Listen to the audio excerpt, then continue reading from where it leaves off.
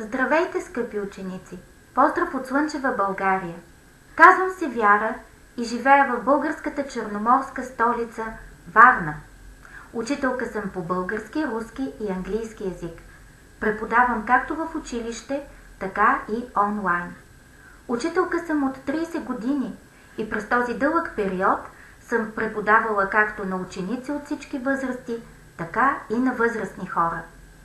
Завършила съм българска и руска филология в Софийския университет, а също и английска филология в университета в град Велико Търново, България. Повишавала съм своята квалификация на курсове в Москва, в Великобритания, в Лондон и в Брайтън.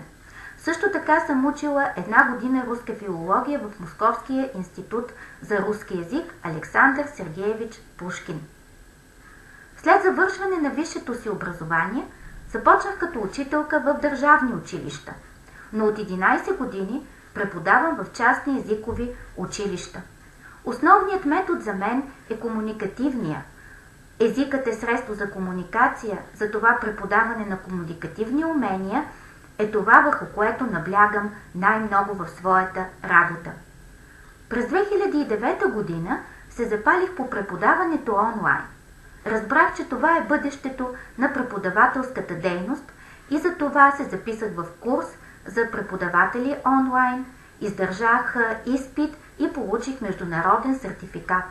От 2010 година преподавам в мрежата както български, така и руски и английски. Преподавам и на ученици, и на възрастни.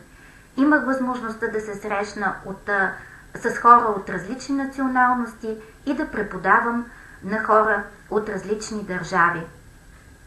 Така че, скъпи ученици, ако вие искате да научите български, за да посетите моята държава и да разговаряте в България на български, ако искате да си купите къща в България или имате бизнес партньори, с които искате да говорите на български, заповядайте на онлайн уроци по български с мен.